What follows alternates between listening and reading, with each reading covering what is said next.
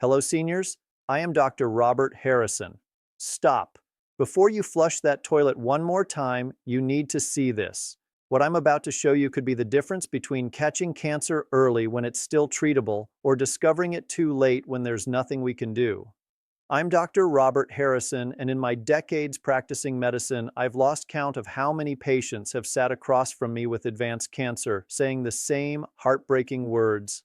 Doctor, I noticed something strange months ago, but I thought it was nothing. I wish I had come in sooner. Right now, your body might be screaming a warning at you, and you're flushing the evidence away every single day without even looking. What comes out of your body is literally showing you what's happening inside months, sometimes years before you'll feel sick, before the pain starts, before any blood test will detect it. And here's what terrifies me most. The deadliest type of stool, the one that signals advanced cancer, doesn't always look obviously wrong. Sometimes it's subtle. Sometimes people see it and think, that's a little odd, and then forget about it. But here's the truth that gives me hope. If you know what to look for, you have power. You can catch these deadly warning signs early when treatment is simple and survival rates are over 90%. Your toilet bowl is literally giving you a free cancer screening every single day, but only if you know how to read the signs. Today, I'm going to show you exactly what you need to see, and more importantly, what you must never ignore. Something as straightforward as color already tells us volumes about your bile ducts, liver function, pancreas health, or whether there's internal bleeding you cannot see or feel. The shape, consistency, and type of stool reveal critical information from parasitic infections to inflammatory conditions to cancer. And at the end, I'll give you 3 simple strategies to protect your gut health. Starting today, to help you understand this clearly, we physicians use the Bristol stool scale. It describes how stool appears, ranging from very hard pellets to completely liquid, numbered 1 through 7. I strongly encourage you to print this out and post it in your bathroom. There's no shame in this. It's a medical tool that empowers you to monitor your own health. If your stool looks like type 1, very hard, separate little pellets like rabbit droppings, difficult to pass, that's constipation. Your intestine has been holding on to fecal matter too long, and it's drying out inside your colon. This causes pain during bowel movements, hemorrhoids, anal fissures, and significantly increases inflammation throughout your entire body. At the opposite extreme is type 7, completely liquid diarrhea, meaning your intestine is moving too rapidly and isn't absorbing nutrients properly. Here's what I want you to remember. Ideally, your stool should come out formed but soft, a pastel-like consistency, neither rock-hard nor liquid, and brown in color. When food passes from your stomach into your intestine, it mixes with bile that starts out greenish. During digestion, that bile transforms, giving your stool its characteristic brown color. So that familiar brown actually signals normal digestion. Now here's what I rarely see other doctors explain properly. It's not enough for form and color to be normal. Frequency matters just as much. Ideally, you should have a complete bowel movement every single day, preferably around the same time. Some people naturally go every other day. And if that's been your lifelong pattern and you feel completely empty afterward, that can be normal for you. However, when more than 2 or 3 days pass without a bowel movement, or when you notice sudden unexplained changes in your usual pattern, that's a red flag demanding attention. Changes in bowel frequency aren't random. They can signal intestinal blockages, hormonal imbalances like thyroid dysfunction or menopause effects, chronic stress, certain medications, insufficient fiber or water, or even problems with your liver or pancreas. Form, color, and frequency. These are your 3 essential keys. Now let's look at specific danger signs. Healthy stool should exit with normal thickness, roughly the diameter of a banana.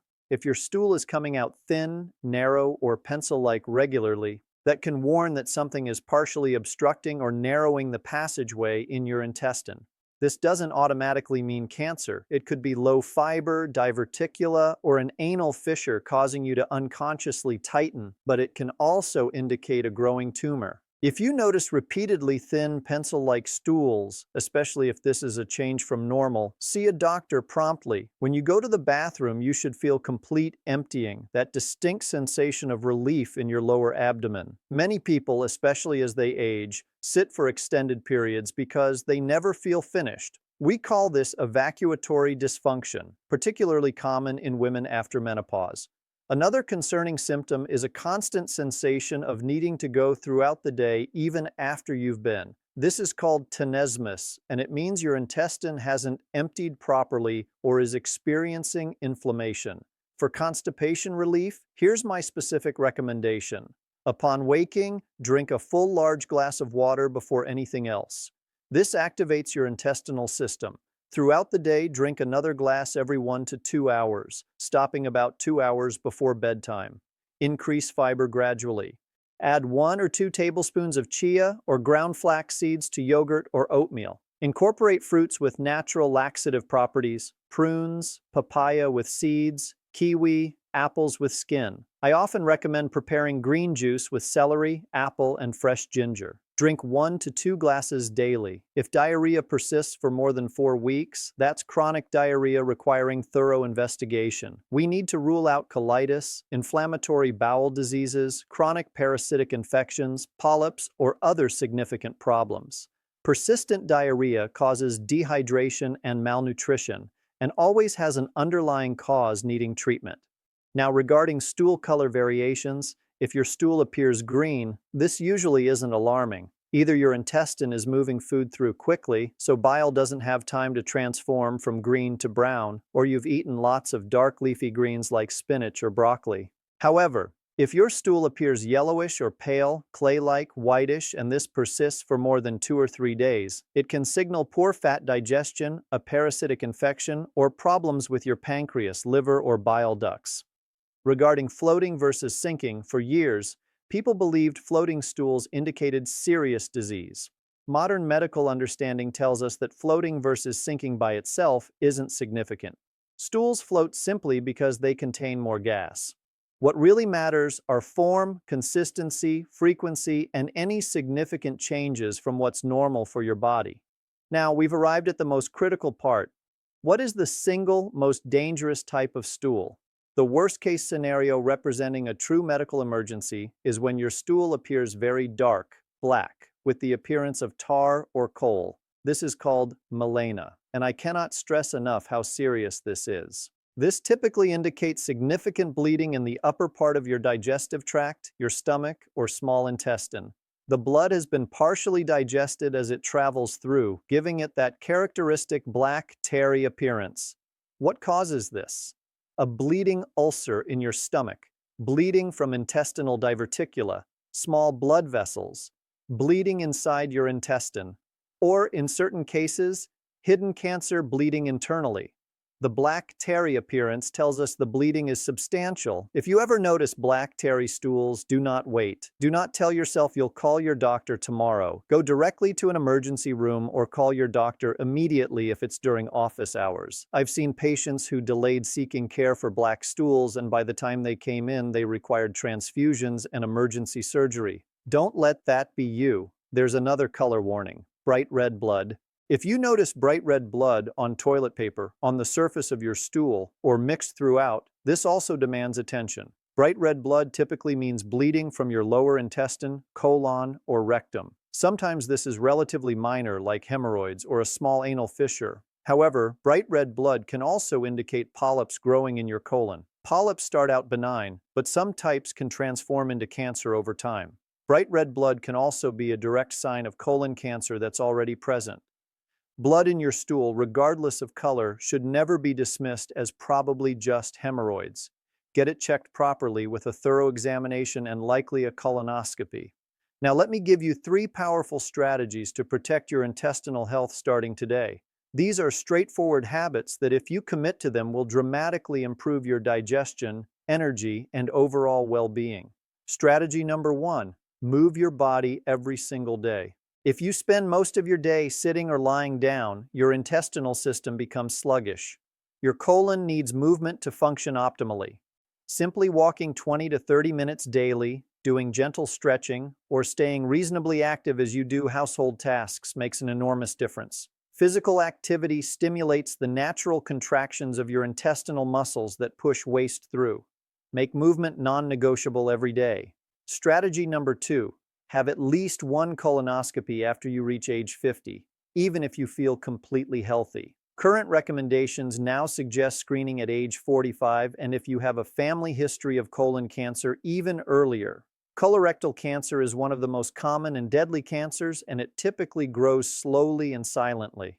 You can have a tumor developing for years without symptoms until the cancer is quite advanced. Here's the empowering part. Colorectal cancer is one of the most preventable cancers. Nearly all colon cancers start as small, benign growths called polyps. A colonoscopy allows me to find and remove these polyps before they ever become cancer. It's literally cancer prevention, not just detection.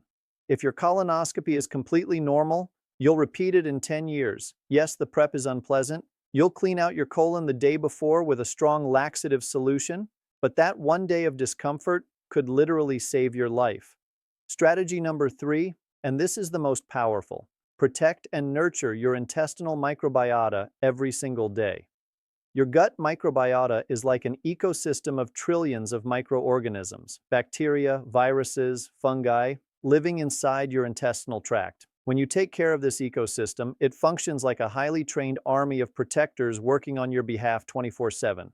Let me tell you what these microorganisms do. They help break down and digest food, particularly fibers your own digestive enzymes can't handle. They manufacture essential vitamins, including B vitamins and vitamin K. They strengthen and regulate your immune system.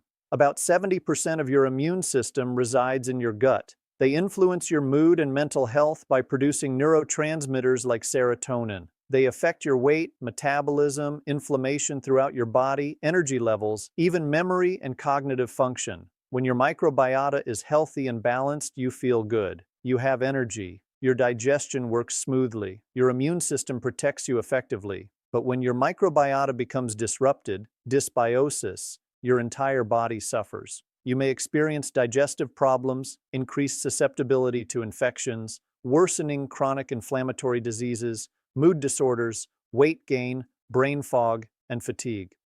How do you protect this ecosystem? First, avoid things that damage it. The biggest culprit is inappropriate antibiotic use. Antibiotics are life-saving when truly needed for bacterial infections, but they're massively overprescribed, especially for viral infections they can't help. Every time you take antibiotics, you're killing good gut bacteria along with bad bacteria. It takes weeks to months for your gut to recover, and sometimes it never fully returns to its previous state. Only take antibiotics when truly necessary for bacterial infections, not for every cold or minor illness. Now, actively support your gut microbiota by consuming probiotics and prebiotics regularly. Probiotics are live beneficial bacteria you ingest. The best food sources are fermented foods. Plain, unsweetened yogurt with live active cultures. Check the label. Kefir, a fermented milk drink with even more diverse bacteria than yogurt. Fermented vegetables like sauerkraut, kimchi, and traditional pickles. Kombucha, a fermented tea drink. Include at least one serving of fermented foods daily. Prebiotics are equally important. They're the food that feeds your good gut bacteria. Types of fiber you can't digest, but your gut bacteria can. When they consume these fibers, they multiply and thrive. Where do you find prebiotics? In simple everyday foods, less ripe bananas, particularly slightly green ones, apples, whole oats, brown rice, onions, garlic, leeks, asparagus, seeds of all kinds, fruits eaten with their skins, and a wide variety of vegetables all contribute prebiotic fiber. The beautiful thing is you're not relying on expensive supplements. You're simply eating real, whole foods that humans have eaten for thousands of years, and in doing so, feeding beneficial bacteria that keep you healthy. This is true preventive medicine, and you have complete control over it starting with your very next meal. Let me bring this together for you. Taking care of your digestive health and understanding warning signs isn't just about your intestines. It's about protecting your overall health, quality of life, and potentially your survival. Your digestive system is connected to every other system in your body. When it functions well, you feel well. I want you to feel empowered, not frightened. Knowledge is power.